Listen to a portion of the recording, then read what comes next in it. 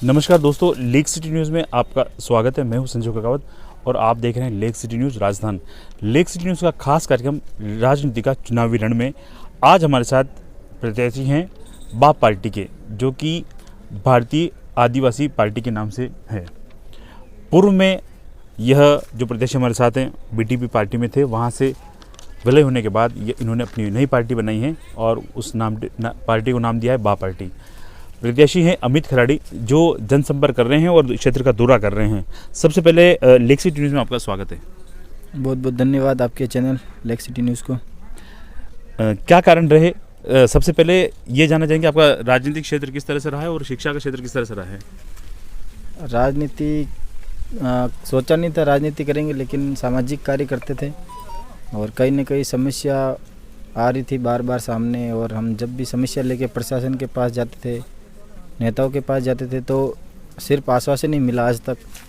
तो आश्वासन मिला और हम काफ़ी चक्कर काटे, काफ़ी ठोकरें भी खाई सामाजिक कार्य करते करते।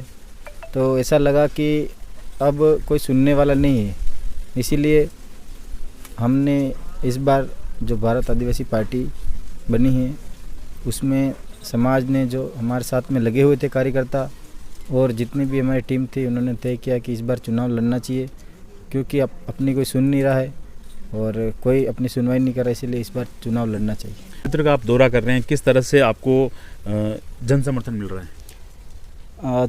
काफ़ी पहले से हम सामाजिक कार्य करते रहे, पानी का मुद्दा, ज़मीन का मुद्दा लोगों के लिए लड़ते रहे, इसीलिए हर जगह हमको समर्थन मिल रहा है। और आदिवासी बहुल्य क्षेत्र है, आदिवासी के लिए विशेष हमने काम किए, क्योंकि अत्याचार उनके साथ ही अधिकतर होते हैं, तो विशेष तौर पे उनके लिए काम किए। लेकिन अगर हमारा और भी कोई लोग सहयोग करना चाहते हैं, जिनके साथ अत्याचार होता है, शोषण होता है, और जिनके साथ ज़मीन को लेकर उनके साथ भी शोषण होता है, अत्याचार होता है, तो मैं हर समाज के साथ, उदयपुर ग्रामीण के जितने भी समाज रहते हैं हम उनके साथ रहेंगे, तत्पर रहेंगे। जीते तो क्या प्राथमिकता रहेगी? सबसे पहला काम आपका? सबसे पहला काम हमारा जो जैसे यहाँ पे हम अभी दुल्गी पार्टी में है, तो यहाँ पे जो लोग हैं परेशान है केमिकल फैक्ट्री से, तो यहाँ पे सबसे पहले केमिकल फैक्ट्री पर रोक लगाएंगे, क्योंकि यहाँ पे पानी प्रदूषित हो चुका है। और दूसरी जगह जैसे अभी हम थोड़ी देर सुबह हम माचला मंगरा गए थे, तो वहाँ पे कांग्रेस बीजेपी के वोट देते हैं। उन लोगों को ये नहीं पता है कि ये पहली बार खड़े हुए और अभी नए वोट लेने आए हैं, तो वो बोले हमारा पानी की व्यवस्था नहीं। अब हमको तो डर लगने लग गया कि कांग्रेस बीजेपी समझ के लोग हमको नहीं पीटने लग जाए।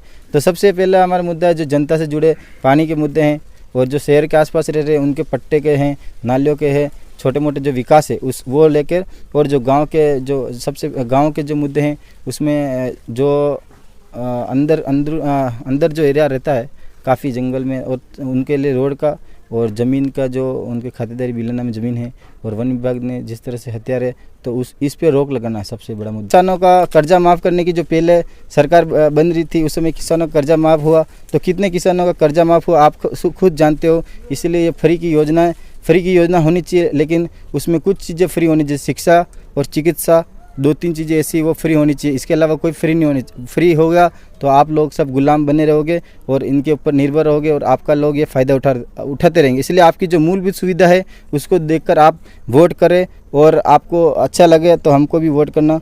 इसलिए आप सभी को मैं अपील करता हूं कि हॉकी बॉल पर आप बटन दबाकर विजय बनाएं, और मैं आपका पूरे उदयपुर ग्रामीण का जो यहाँ की जो समस्या उसको दूर करने का पूरा प्रयास करूँगा।